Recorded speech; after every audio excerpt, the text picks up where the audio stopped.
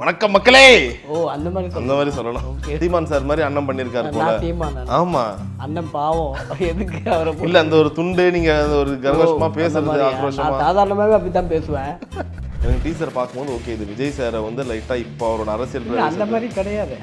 இல்ல அவரோட தாடி அவர் பேசுறதா இருக்கட்டும். விஜய் சார் தாடி வச்சு எந்த படத்துலயே பார்த்துருக்கேன். படத்துல இல்ல இப்ப இருக்க கேட்டப்ப பொலிட்டிக்கல் கேட்டப்ப அவர் படத்துல ஏதாவது ஒரு படம் நான் பார்த்ததில்லை. எனக்கு சார் ரொம்ப பிடிக்கும். சரி இது வரைக்கும் நானும் அவர்கிட்ட தாடி வச்சு ஏதாவது ஒரு படத்தில் நடிக்கிறப்போ இது வரைக்கும் நடிச்சதே இல்லை. ஊரே பயங்கரமா கண்ணு வச்சுட்டு இருக்காங்க. யார் மேல? யார் எங்க டைரக்ட் பண்ணியா? உங்க பொண்ணு மேல. அவ்வளோ அழகா இருக்காங்க. அந்த ஒரு போட்டோவை பார்க்கும் போதே ஒரு ஏஞ்சல் மாதிரி இருக்காங்க. உண்மையிலே பொம்மை தான். நல்லா இருக்கு, சந்தோஷமா இருக்கு. எனக்கு இப்போதான் ரீசெண்டாக செகண்ட் அன்னைக்கு பர்த்டே பண்ணேன். சரி கல்யாணம் தான் ஒழுங்காக பண்ணேன், சரி பொண்ணு பர்த்டேவாவது ஒழுங்காக பண்ணேன்னு சொல்லிட்டு அது பண்ணேன். ஒரு பெரிய கிஃப்ட்டு இதுமாரிலாம் கிடைக்காதுல்ல. நம்ம நிறைய ஒர்க் பண்ணியிருக்கோம், நிறைய பிஸ்னஸ் பண்ணியிருக்கோம். எங்கே எல்லாமே ஒரு ஸ்ட்ரகிளில் தான் நம்ம மேலே வந்திருக்கோம். ஈஸியாக நான் வந்ததே கிடையாது. ஆனால் எனக்கு ரொம்ப ஈஸியாக கிடைச்ச ஒரே கிஃப்ட்டு. என்ன ஆசை உங்களுக்கு? நெல்சன் சாருக்கு என்ன பண்ணணும்னு உங்களுக்கு ஆசை? யாராவது நல்லா நடிக்கிறான்னு சொன்னாங்கன்னா போதும், அதுவே சந்தோஷம் தான் எனக்கு. நீங்கள் இன்ட்ரடியூஸ் பண்ணி விட்டீங்க, தேங்க்ஸ், சூப்பராக நடிக்கிறாரு. ஆமாம், அதுவே சந்தோஷம் தான். சரி நீங்கள் எப்போ பிரச்சாரம் போகிறோன்னு ஒரு டேட் சொல்லியிருந்தீங்க, எப்போ போகிறீங்க? யாருக்கு சொல்லு, யாருக்கு பேசிட்டு இருந்தீங்க? ரொம்ப தளபதிக்கு தான். நீ யாருக்கு சொல்றீங்க நான் போய் பண்ணிடுறேன். உங்களை கூப்பிட்டுருக்காங்களா? ஒரு ஸ்டார் பேச்சாளராக கூப்பிட்றாங்க, என்ன பண்ணுவீங்க? இல்லை நான் பேசியிருக்கேனே. ஆக்சுவலாக சிஎம் பர்த்டேலாம் இருக்கும்ல, ஓகே, அந்த டைமில் வந்து சேகர் பாபு இருக்காரு, அவர் கூப்பிட்டுருக்காரு. அவர்கிட்ட நான் போய் பேசிக்கிறேன். சிஎம் பிறந்த நாளுக்கு நம்ம சிஎம் பிறந்த நாள் நம்ம பேசாமல் அதனால் நான் போய் பேசிக்கிறேன். நீங்கள் எதிர்பார்த்தீங்களா எப்பாச்சும் அவர் கூட நடிக்கும் போது பீஸ்ட் அப்பயோ இந்த மாதிரி ஃபியூச்சரில் இந்த மாதிரி ஒரு டிரான்ஸ்ஃபர்மேஷன் இவர் எடுக்க போகிறாருன்னு ஏதாச்சும் சும்மா அவர் இந்த மாதிரிலாம் அவர் ஜாலியாக இருப்பாருங்க. இப்போ எல்லாருமே சொல்லுவாங்க அவர் பேசவே மாட்டார். எங்ககிட்டலாம் நல்லா தான் பேசினார். நான் ஒரு தடவை லஞ்சுக்கு கூப்பிட்டவர். ஏன்னா அவர் வந்து ரொம்ப பாடி லீனாக இருப்பார். ஆக்சுவலாக சார் ஒரு தடவை எங்கள் கூட லஞ்சுக்கு வாங்க அப்படின்ட்டு. ஏன்னா நம்ம அவர் என்ன சாப்பிட்றாரு பார்க்கலாம் அப்படின்ட்டு. ஆனால் அவர் நல்லா தான் சாப்பிட்டாரு. ஒரு டீமாக பண்ணீங்களா? என்ன தான் சாப்பிட்டாரு கடைசியில்? எல்லாமே நாங்கள் என்ன சாப்பிட்டோமோ ப்ரொடக்ஷன் ஃபுட்டு தான். என்ன சாப்பிட்டோமோ அதை அப்படியே சாப்பிட்டாரு. ஓகே, ஆனால் உடம்பு மட்டும் அப்படியே மெயின்டைன் பண்ணுறாரு. அவர் ஜிம்மு நம்ம எங்கே? Max Gold, cash for gold. Call 044-4545-4545. Let's go holidays. Travel beyond boundaries. மணப்பெண்ணின் பிரத்யேகமான திருமணம் விவாஹா சென்னை சில்க்ஸ். அண்ட் எஸ் அண்ணா வணக்கம். வணக்கம். நீங்கள் என்ன எப்படி வணக்கம் சொல்கிறீங்க? வேற எப்படி சொல்லணும்? வணக்கம் மக்களே. அந்த மாதிரி சொல்லலாம். Okay super. ஸோ வழக்கமாக கிங்ஸ்லி அண்ணன் வந்து ஸ்டேஜில் ஏதாச்சும் காமெடியாக பேசுவார். அது சில நேரங்களில் கான்ட்ரவர்சி இல்லாத ஒரு ஜாலியாக மாறும். அவங்க இப்போ பார்த்தீங்கன்னா ஒரு டீசர் ஒன்று விட்டுருக்கீங்க. ஸோ உங்களோட கேரக்டராக இருக்கட்டும், நட்டி அண்ணன் இருக்கட்டும், எல்லாருமே ஆளாளுக்கு அவங்களே பிரிச்சுக்கிட்டாங்க. ஓகே இவர்னு. ஸோ உங்களுக்கு எப்படி இருக்குது இந்த டீசர் பார்த்துட்டு பிறகு ரெஸ்பான்ஸ் எப்படி இருக்குது வெளியில்? அந்த டேலக் தெரியாதனமாக பேசிட்டேன் நான். தம்பி நம்ம என்ன பண்ணால் தான் பேசுனேன் நான். ஆனால் அதை தான் கட் பண்ணி ஃபஸ்ட்டு போட்டுக்கிறேன். நான் எதிர்பார்க்கவே இல்லை. சரி, உங்களுக்கு எப்படி இருந்துச்சு? ஏன்னா இப்பயே சொல்லி இப்போ நான் இதுக்கு முன்னாடி நட்டி சார் இன்டர்வியூ எடுத்தேன். கேட்கும் போதே ஆட்டோமேட்டிக்காக டீச்சரை பார்க்கும்போது சார் விஜய் சார் மாதிரி தானே நீங்கள் பண்ணியிருக்கீங்க, அவரை கிண்டல் பண்ணி தானே இது இவர் வந்து புசியானந்த் மாதிரி தானே பண்ணியிருக்காருன்னு சொல்லிட்டு எல்லாரையும் கம்பாரிசன் ஆட்டோமேட்டிக்காக உங்களை பார்க்கும்போது தோணுது ஓகே சீமான் சார் மாதிரி அண்ணன் பண்ணியிருக்காரு போல. ஆமாம், அண்ணன் பாவம். எதுக்கு அவரை இல்லை அந்த ஒரு துண்டு நீங்கள் ஒரு கர்வமா பேசுறது ஆக்ரோஷமா சாதாரணமாகவே அப்படி தான் பேசுவேன். சொல்லு, அவரை போய் கம்பேர் பண்ணுற பற்றியா நீ? இல்லை நான் கம்பேர் பண்ண, நான் ஆல்ரெடி கமெண்ட்ஸ் எல்லாம் சொல்கிறேன், அது கேட்குறேன். அதெல்லாம் கிடையாது, அதெல்லாம் இல்லை. ஆக்சுவலாக எனக்கே புரியல நான் என்ன கேரக்டர் பண்ணியிருக்கேன்னு எனக்கே தெரியல உண்மையாகவே. ஐயோ இன்டர்வியூவில் வர இதெல்லாம் சொல்கிறேன், தனியாக வந்து மாட்டிக்கிறது. இல்லை அப்போ நான் கான்ட்ரவர்ஸியெலாம் உண்மையில எதுவும் கேட்கலண்ணே. ஏன்னா இப்போ எல்லாருக்குமே அந்த கதையோ டைலாக் ஏதோ சொல்லும் போது ஒரு விஷயம் தோணி இருக்கும்ல, ஆஹா இது லைட்டாக இவர மாதிரி இருக்கு, லைட்டாக இந்த சைடில் இருக்கு, அந்த மாதிரி உங்களுக்கு அந்த மாதிரி எனக்கு எதுவுமே தோணல. ஆக்சுவலாக டைலாக் அண்ணன் சொன்ன தம்பி நம்ம என்ன தான் சொல்லி கொடுத்தாங்க. சரி டேரக்டர் நான் அதை அப்படியே பேசுகிறேன். பட் அதை ஏற்கனவே சொன்னேன் நான், அந்த டைலாக் என்ன அப்படி இருக்குன்ட்டு. இல்லை தம்பி நம்ம படத்தில் அந்த மாதிரி எதுவுமே இல்லை. நான் நடித்ததை கொஞ்சம் தான் நடிச்சிருக்கேன். பட் ஆனால் அந்தளவுக்கு ஒன்றும் பெரிய என்ன அரசியல் எதை நோக்கி போகிறோன்னு நமக்கு தெரியல எதை நோக்கி போகுதுன்னு படம் பார்த்தா தான் எனக்கே தெரியும். ஓகே சரி, இப்போ நாங்கள் டீசரை பார்த்த வரைக்கும் எனக்கு ஒரு விஷயம் புரியுது. அது மாதிரி நான் சொல்கிறேன், நீங்கள் உங்களுக்கு புரிஞ்சதை நீங்கள் சொல்லுங்க. எனக்கு டீசரை பார்க்கும்போது ஓகே இது விஜய் சாரை வந்து லைட்டாக இப்போ அவரோட அரசியல் அந்த மாதிரி கிடையாது. இல்லை அவரோட தாடி அவர் பேசுறதா இருக்கட்டும், விஜய் சார் தாடி வச்சு எந்த படத்துலேயே பார்த்துருக்கேன். படத்தில் இல்லை இப்போ இருக்க கெட்டப்பு பொலிட்டிக்கல் கெட்டப்புன்னு இப்போ வந்து அவர் படத்தில் ஏதாவது ஒரு படம் நான் பார்த்ததில்லை இது வரையும். எனக்கு சார் ரொம்ப பிடிக்கும். இது வரைக்கும் நானும் அவர்கிட்ட தாடி வச்சு ஏதாவது ஒரு படத்தில் நடிப்பாக இருப்பேன். இது வரைக்கும் நடிச்சதே இல்லையே. ஆனால் இதில் வேறு கெட்டப்பில் இருப்பார் அண்ணன். நட்டி என்ன பிரிச்சிருப்பாவில். சரி டிஃப்ரெண்ட் கெட்டப் எல்லாமே பயங்கரமாக இருக்கும். அதனால தான் இது எந்த படம் அப்படின்னு யார் இருக்காங்க எனக்கு எதுவுமே புரியல. Super right. ஆனால் ஒரு மாதிரி கலவையாக வந்திருக்கு. ஆமாம் கலவையாக இருக்கும் இது. எனக்கு நான் படத்தில் நடிச்சிருக்கேன், எனக்கே கெஸ் பண்ண முடியல. அப்போ நீ தான் சொல்லணும். சரி ஓகே, இது ஒரு பக்கம் இருக்கட்டும். இன்னொரு பக்கம் வந்து மொத்த ஊரே பயங்கரமாக கண்ணு வச்சுட்டு இருக்காங்க. யார் மேலே? யார்? எங்கள் டைரக்டர் மேலேயா? ஆஹா, உங்கள் பொண்ணு மேலே. பொண்ணு மேலேயா? அவ்வளோ அழகாக இருக்காங்க. அந்த ஒரு ஃபோட்டோவை பார்க்கும் போதே ஒரு ஏஞ்சல் மாதிரி இருக்காங்க. உண்மையிலே ஒரு பொம்மை தான். ஸோ எப்படி இருக்குது? ஏன்னா ஒருத்தருக்கும் சொல்லுவாங்களா அவங்களோட குழந்தை வந்த பிறகு வாழ்க்கையே மாறும், ஒரு பெரிய லக்கி சாம். ஸோ அவ்வளோ பேர் கண்ணு வைக்கிறாங்க, அவ்வளோ அழகாக இருக்குது. ஸோ எப்படி இருக்காங்க அந்த குட்டி ஏஞ்சல்? நல்லா இருக்காங்க, சந்தோஷமாக இருக்குது எனக்கு. இப்போ தான் ரீசெண்டாக செகண்ட் அன்றைக்கி பர்த்டே பார்ட்டி பண்ணேன் நான் ஆக்சுவலாக. சரி கல்யாணம் தான் ஒழுங்காக பண்ணல, சரி பொண்ணு பர்த்டேவாவது ஒழுங்காக பண்ணணும்னு சொல்லிட்டு அதை பண்ணேன் நான். ஓகே. என்னென்ன ஒரு பெரிய, ஏன்னா எல்லாருக்குமே ஒரு ஆசை இருக்கும்ல, அந்த ஒரு கல்யாணம் ஆகி அந்த ஒரு குழந்தை, அதுவும் பெண் குழந்தைனா இன்னும் அப்பாக்களுக்கு பயங்கர க்ளோஸு. உங்களுக்கு எப்படி இருந்துச்சு அந்த ஒரு மூமெண்ட் ஃபஸ்ட்டு? நல்லா இருக்குது ஆக்சுவலாக. எனக்கு என்ன சொல்கிறது, இதெல்லாம் வார்த்தையெல்லாம் சொல்லவே முடியாது. ரொம்ப சந்தோஷமாக இருக்குது. நமக்கு கடவுள் வந்து ஒரு பெரிய கிஃப்ட்டு இதுமாரிலாம் கிடைக்காதில்ல. யோசிச்சு நம்ம நிறைய ஒர்க் பண்ணியிருக்கோம், நிறைய பிஸ்னஸ் பண்ணியிருக்கோம், எல்லாமே ஒரு ஸ்ட்ரகிளில் தான் நம்ம மேலே வந்திருக்கோம். ஈஸியாக நான் வந்ததே கிடையாது. ஆனால் எனக்கு ரொம்ப ஈஸியாக கிடைச்ச ஒரே கிஃப்ட்டு பாப்பா தான். நான் பொண்டாட்டிக்கு தான் தேங்க்ஸ் சொல்லணும் அதை. Okay already. சரி, இப்போது எல்லாருமே வாழ்க்கையில் ஒவ்வொரு கட்டத்தை தாண்டி போவாங்கல்ல. இப்போது நிறைய நகைச்சுவை நடிகர்கள் வந்து ஹீரோவாக மாறிட்டாங்க. ஸோ அப்படி பார்க்கும்போது இப்போ நீங்கள் தொடர்ந்து நிறைய படம் நடிக்கிறீங்க, இப்போ நடிச்சுட்டு தான் இருக்கீங்க. உங்களுக்கு எப்படி இருக்குது இப்போ இருக்கிற அந்த ஒரு காமெடி ட்ரெண்ட் கோப்பப் பண்ணுறது? ஒரு கஷ்டமாக இருக்கா இல்லை எப்படி இருக்குன்னு? பத்தாது விட்ட இது நம்ம அன்னைக்கு இருந்த ஒவ்வொரு டைம் பப்ளிக் மாறிட்டே இருப்பாங்களே. இன்றைக்கி நாங்கள் பண்ணுறது வந்து இன்னும் பத்தலை. இன்ஸ்டாலே பயங்கரமாக இன்னும் நல்லா பண்ணுறாங்க. நான் ஓப்பனாக சொல்கிறேன், இன்ஸ்டாலே இன்னும் நல்லா பண்ணுறாங்க. பட் படத்தில் வந்து இன்னும் நாங்கள் நல்லா பண்ணணும் தான் நினைக்கிறோம்.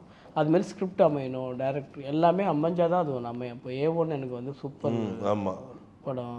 இப்போ எங்கள் டாக்டர் படம் சொல்லலாம், நிறைய படம், கட்டக்குஸ்தி படம், நிறைய படம். சில பேர் படம் அமையும், சில படம் வந்து போடும், அவ்வளோதான். இதை வந்து நான் எதுவும் சொல்ல முடியாது.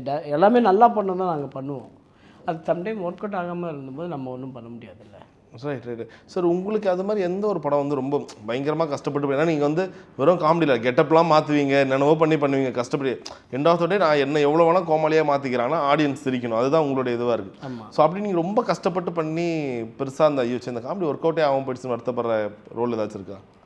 இல்லை நான் நான் கஷ்டப்பட்டதே இல்லையா. அந்த மாதிரி கெட்டப்லாம் எனக்கு ஒன்றும் பெருசாக போட்டதே இல்லை. எனக்கு கோலமாவு கோகிலா வந்து சூப்பர் படம். அதுதான் ஃபஸ்ட்டு படம் எனக்கு ஆக்சுவலாக. ஆமாம், படமே ஃபஸ்ட்டு படம், பிரேமே ஃபஸ்ட்டு படம். எங்கள் டேரக்டராக இப்போ வந்து கேமரா கீழே உட்காந்துருப்பாரு. ஆமாம், ஏன்னா நான் வந்து அப்போ ஆக்டிங் புதுசு இல்லை, டேரக்ட் பேசுகிற ஓகேவான்னு கேட்பேன். ஐயோ அதெல்லாம் கேட்கக்கூடாதுன்னுவார். அதனால் அவர் உட்காந்து எனக்கு சொல்லி கொடுத்தாரு, அதனால் பண்ணேன், அதை கரெக்டாக பண்ணேன். அதுக்கப்புறம் எனக்கு எல்லாமே ஈஸியாக இருந்தது கொஞ்சம். ரைட்டு. இல்லை நீங்கள் ஆனால் நிஜ வாழ்க்கையில் கொஞ்சம் கோவக்காரன் இல்லை, கொஞ்சம் ஸ்ட்ரிக்டாக இருந்தால் தானே இவ்வளோ பேரை வச்சுலாம் வேலை வாங்க முடியும். அதுக்காக கேட்குறேன். இது கோவத்தால் ஒரு வேலை பண்ணவே முடியாது, விட ஜாலியாக வேலை பண்ணோம். ஆனால் அந்த டைமுக்குள்ளே முடிக்கணும். ஒரு 15 நாள் தான் டைம் இருக்கும். நம்ம ப்ரிப்ரேஷன் பீரியடு ஒரு 15 days தான் இருக்கும். அந்த டைமில் நம்ம முடிக்கணும். நம்ம கார்பெண்டர் டீமே கிட்டத்தட்ட ஒரு 6-7 டீம் நம்ம ரெடி பண்ணிட்டு காலையில் போயிடுவேன். நம்ம ஒரு 5 மணிக்கு கிரவுண்டு உள்ளே போயிடுவேன். உள்ளே போயிட்டு நமக்கு தெரியும் என்ன வேலை பிரித்து கொடுக்கணுன்ட்டு. அங்கேருந்து நான் வரும்போதே நைட்டு வந்து 1 மணி ஆகிடும். பா. ஆமாம், ஒரு நாளைக்கு அவ்வளோ நேரம் வேலை கிட்ட இருந்தால் தான் வேலை நடக்கும். ஏன்னா நம்ம ஆளுங்க சூப்பராக வேலை பண்ணிட்டு வாங்க, இருந்தாலும் நம்ம சின்ன வேலை நம்ம பண்ணிகிட்டே இருப்போம். சென்னை ட்ரேட் ஃபேரில் மொத்தமாக நீங்கள் போடுறது தான்? ஆமாம். பா, பெரிய வேலைண்ணா அதெல்லாம். பெரிய வேலை தான், ரொம்ப கஷ்டமான வேலை. அந்த 15 days வந்து நம்ம முகம்லாம் கருத்துரும், அப்படியே வேறு மாதிரி இருப்போம். அதுக்கப்புறம் ஓப்பன் பண்ணதுக்கப்புறம் ஆஸ் யூஸ்வல் ரன்னிங் பீரியட் தான் அது ஆக்சுவலாக. அதுமாதிரி எங்கள் ஸ்டாஃப்லாம் பார்த்துக்குவாங்க. அவங்களாம் கொஞ்சம் நல்ல டீம் தான் அது. Super super. கரெக்டாக பார்த்துக்குவாங்க. சரி, இப்போ உங்களுக்கு எவ்வளோ சந்தோஷமாக இருக்கு? ஏன்னா இது வந்து உங்களுக்கு நடிகராக ஆனது வந்து ஒரு எதிர்பாராத விதமாக தான் ஆனது. ஸோ ஒரு பக்கம் அதுலேயும் நீங்கள் ஒரு நல்ல ஒரு பிஸ்னஸ் மேனாக தான் இருந்தீங்க. இப்போ தாண்டி நடிப்பு வந்து இன்னும் நிறைய ஒரு பணம் கொடுத்துருக்கோம். ஆமாம், இது பத்தாதுங்க. இன்னும் நிறைய படம் நல்லா நடிக்கிறோம். எங்கள் டேரக்டர் ஒரு நல்ல பேர் எடுத்து கொடுக்கணும். ஆஹா, என்ன ஆசை உங்களுக்கு? நெல்சன் சாருக்கு என்ன பண்ணணும்னு உங்களுக்கு ஆசை? யாராவது நல்லா நடிக்கிறான்னு சொன்னாங்கன்னா போதும், அதுவே சந்தோஷம் தான் எனக்கு. நீங்கள் இன்ட்ரடியூஸ் பண்ணி விட்டீங்க, தேங்க்ஸ், சூப்பராக நடிக்கிறார். ஆமாம், அதுவே சந்தோஷம் தான். ஓகே, சரி. இப்போ நீங்கள் ஏதாச்சும் அவர் படத்தை தாண்டி வேறு ஏதாச்சும் நீங்கள் நடித்த படத்தை நெல்சன் சார் கிட்ட இதை காட்டணும், இல்லை அவர் பார்த்தா இது நல்லா இருக்கும்னு நீங்கள் நினைக்கிற என்ன படம்? இதெல்லாம் இன்டர்வியூவில் சொல்லக்கூடாது என்ன. ஆனால் இல்லை, நம்ம எல்லா படத்தையும் தெரியும். அவர் எல்லா படத்தையும் பார்ப்பார். அவர் பார்த்துட்டு சொல்லுவார், இந்த படத்தில் நல்லா பண்ணியிருக்கேன், இந்த படத்தில் என்ன அவ்வளோ முக்கியம் இருக்குது அப்படின்னு. அது வந்தாலும் முக்கியம் தலைவனை பற்றி தெரியும்ல. சரி, இப்போ எனக்கு தெரிஞ்சு நான் உங்களை ஒரு 2 முன்னாடி இன்டர்வியூ எடுத்திருக்கேன். இதுதான் ஃபர்ஸ்ட் வாட்டி உங்களை தனியாக இன்டர்வியூ எடுக்கிறேன். ஏன்னா இப்போ பீஸ்ட் அப்போ எப்பயோ ஒரு பார்க்கும்போது அவர் தனியாக விடாதீங்க, ஏதாச்சும் வாங்கிட்டு வந்து நான் தனியாக மாட்டிக்கினேன்னு ஃபீல் பண்ணுறேன். சரி, நீங்கள் எப்போ பிரச்சாரம் போகிறேன்னு ஒரு டேட் சொல்லியிருந்தீங்க, எப்போ போகிறீங்க? யாருக்கு சொல்லு, யாருக்கு பேசிட்டு இருந்தீங்க? ரொம்ப தளபதிக்கு தான். நீ யாருக்கு சொல்றீங்க, நான் போய் பண்ணிடுறேன். உங்களை கூப்பிட்டுருக்காங்களா? ஒரு ஸ்டார் பேச்சாளராக கூப்பிட்றாங்க, என்ன பண்ணுவீங்க? இல்லை, நான் பேசியிருக்கேனே. இப்போ ஆக்சுவலாக சிஎம் பர்த்டேலாம் இருக்கும்ல, ஓகே, அந்த டைமில் வந்து மினிஸ்டர் சேகர் பாபு இருக்கார்ல, அவர் கூப்பிட்ருக்காரு. அவர்கிட்ட நான் போய் பேசியிருக்கேன். சிஎம் பிறந்த நாளுக்கு நம்ம சிஎம் பிறந்த நாள் நம்ம பேசாமல் எப்படி, அதனால் நான் போய் பேசியிருக்கேன். 2-3 மீட்டிங் பேசியிருக்கேன். Right right. உங்களுக்கு அரசியல் ஈடுபாடுலாம் இருக்கா? ஏன்னா இந்த படமே நிறைய வந்து அரசியல் பொலிட்டிக்கல் நமக்கு அரசியலுக்கு நம்ம நடிகர், நமக்கு எதுக்கு அரசியல், நமக்கு எதுக்கு அரசியல் ஈடுபாடு? நடிகருக்கு எதுக்கு அரசியலா? நடிகர்களாக இருந்தாலும் அரசியல் வந்து இப்போ சிஎம் ஆகணுன்றாங்கல்ல. அது ஒவ்வொருத்தருக்கும் ஒவ்வொரு ஒப்பீனியன் இல்லை, ஒவ்வொருத்தருக்கும் ஒவ்வொரு எய்ம் இருக்கும், ஒவ்வொருத்தருக்கும் ஒவ்வொரு தாட் இருக்கும். பட் நமக்கு அதெல்லாம் கிடையாது. நம்ம நடிக்கிறோம், நம்ம நடிக்கிறத 4 பேர் பார்க்குறாங்க, சந்தோஷப்படுறாங்க, திட்டுறாங்க, ஏதோ ஒன்று பண்ணுறாங்க, அதுதானே நமக்கு வேணும். சூப்பர். ஸோ உங்களுக்கு எப்படி இருக்குது? ஏன்னா இப்போ ஒரு பக்கம் படத்தில் வந்து பயங்கரமாக விஜய் சாரை கிண்டல் பண்ணுறாங்க, என்ன வேணால் சொல்லிட்டு போட்டோம் ஒரு பக்கம். ஆனால் இப்போ உண்மையிலே விஜய் சார் வந்து எலெக்ஷனில் நிற்கிறாரு, பயங்கரமாக எங்கே போனாலும் அவ்வளோ சப்போர்ட் கிடைக்குது, மக்கள் செல்வாக்கு இருக்குது. ஸோ நீங்கள் எப்படி பார்க்குறீங்க? எதுவுமே நல்ல விஷயம் தானே. இப்போது ஒருத்தர் வந்து எலெக்ஷன் நிற்கிறாங்க, அவருக்கு சப்போர்ட் பண்ணுறாங்க, அது ஒரு நல்ல விஷயம் தானே. அது அவர் வந்து ரிஜெக்டும் பண்ணல. என்ன, ஒரு டீம் சப்போர்ட் பண்ணோம், ஒரு டீம் எதிர்க்கும், இதெல்லாம் நல்ல விஷயம் தான். எப்பவுமே இதெல்லாம் தாண்டி தானே வருவோம். அவர் சினிமாலே எவ்வளோ பார்த்துட்டு தான் வந்திருக்காரு. நிச்சயமாக. ஆனால் அரசியலையும் இதெல்லாம் தாண்டி வருவார். அவ்வளோ நீங்கள் எதிர்பார்த்தீங்களா எப்பாச்சும் அவர் கூட நடிக்கும் போது பீஸ்ட் அப்பயோ இந்த மாதிரி ஃபியூச்சரில் இந்த மாதிரி ஒரு டிரான்ஸ்ஃபர்மேஷன் இவர் எடுக்க போகிறாருன்னு ஏதாச்சும் சும்மா ஒரு இல்லை நமக்கு நம்ம அவர்கிட்ட அவர்கிட்ட தெரியும்ல எப்படி பேசுவாருன்ட்டு. நம்ம கொஞ்ச நேரம் தான் பழகுவோம். நம்ம ஆக்சுவலாக டெய்லி ஷூட்டிங் இருக்கும், பார்ப்போம், பேசுவோம். அவர் இந்த மாதிரிலாம் அவர் ஜாலியாக இருப்பாருங்க. அவர் இப்போ எல்லாருமே சொல்லுவாங்க அவர் பேசவே மாட்டார். எங்ககிட்டலாம் நல்லா தான் பேசினார். நான் ஒரு தடவை லஞ்சுக்கு கூப்பிட்டு அவர், ஏன்னா அவர் வந்து ரொம்ப பாடி லீனாக இருப்பார் ஆக்சுவலாக. சரி, இவர் சாப்பிட மாட்டாரா அப்படின்ட்டு கேட்டுட்டு சார்கிட்ட கேட்டேன், சார் ஒரு தடவை எங்கள் கூட லஞ்சுக்கு வாங்க அப்படின்ட்டு. ஏன்னா நம்ம அவர் என்ன சாப்பிட்றாரு பார்க்கலாம் அப்படின்ட்டு. ஆனால் அவர் நல்லா தான் சாப்பிட்டாரு, எங்கள் கூட வந்து சாப்பிட்டேன். நான் கேட்டேன், அன்றைக்கி லஞ்சு ஃபுல்லாக எங்கள் கூட ஜாலியாக இருந்துச்சு. டீமாக பண்ணீங்களா? என்ன தான் சாப்பிட்டாரு கடைசியில்? எல்லாமே நாங்கள் என்ன சாப்பிட்டோமோ ப்ரொடக்ஷன் ஃபுட்டு தான், என்ன சாப்பிட்டோமோ அதை அப்படியே சாப்பிட்டாரு. ஓகே. ஆனால் உடம்பு மட்டும் அப்படியே மெயின்டைன் பண்ணுறாரு. அவர் ஜிம்மு, நம்ம எங்கே? சரி, இப்போ நீங்கள் வந்து ஒரு முழு நேர நடிகராக இருக்கீங்க, திடீர்னு ஏதோ ஒரு டைரக்டர் வந்து சொல்கிறாங்க, ஏன்னா நிறைய நகைச்சுவை நடிகர்கள்லாம் வந்து பயங்கர குணச்சித்திர நடிகர்களும் சூப்பராக பண்ணுவாங்க. அதுதாங்க வெயிட் பண்ணுறேன். அந்த மாதிரி கேரக்டருக்கு தான் வெயிட் பண்ணுறேன். ஏதாவது ஒரு நல்ல கேரக்டர் நமக்கு எழுதி எதாவது நடித்தோம்னா எங்கள் டேரக்டருக்கு ஒரு நல்ல பேர் எடுத்து கொடுப்பேன், அவ்வளோதான். நீங்கள் சொல்லும் போதே தெரியுது, நீங்கள் வந்து மனசார சொல்கிறீங்க. எப்படியாச்சும் உண்மைதான், அதுதானே வேணும். இப்போ எனக்கு என்ன தான் இருந்தாலுமே, நான் என்ன எல்லா படமும் வாங்குகிறோம் வச்சுக்கோங்களேன், என்னதான் இருந்தாலும் ஒரு 4 பேர் வந்து நம்மளை வந்து நல்லா நடிக்கிறேன்னு சொல்லும்போது தான் எங்கள் டேரக்டர் பெருமையாக இருக்கும். அதுதானே முக்கியம். சரிண்ணா. ஃபியூச்சரில் வந்து திட்டு வாங்காமல் இருப்பேன். டெய்லி கால் பண்ணுவாரா? ஓரளவுக்கு இல்லை, அப்படிலாம் இல்லை. அவருக்கு வேலை இருக்குங்க. அவர்லாம் ஜெயிலர் பண்ணுறாரு, என்னென்ன படமும் பண்ணுறாரு. அப்படியா? சரி, இப்போ என்ன கதை? அடுத்த படம் வேறு எப்படி நெல்சன் சார் படம் கண்டிப்பாக இப்போ ஃபோனில் வந்து திட்டணும் என்ன இல்லை. சரி, நீங்கள் நிறைய விஷயம் சொல்லியிருக்கீங்களா, எதுக்கு வந்து பயங்கரமான திட்டு வாங்கியிருக்கீங்கண்ணா? இதை ஏன்பா சொன்னேன்னு? எல்லா நேரம் திட்டு வாங்கியிருக்கேன். அதில் அதிகமாக திட்டுவாங்க, நீங்களே ஃபீல் பண்ணுது? ஐயோ, நான் இந்த டாக்டர் ப்ரொமோஷனில் இருந்தால் பீஸ்ட்டை பற்றி சொல்லிவிட்டேன் அந்த டைமில். அது நல்ல காலம் எஸ்கே அவர் வந்து ஸ்டாப் பண்ணார். என்ன நீ மொத்த கதையும் சொல்லிவிடுவ போல இருக்கு அப்படின்ட்டு.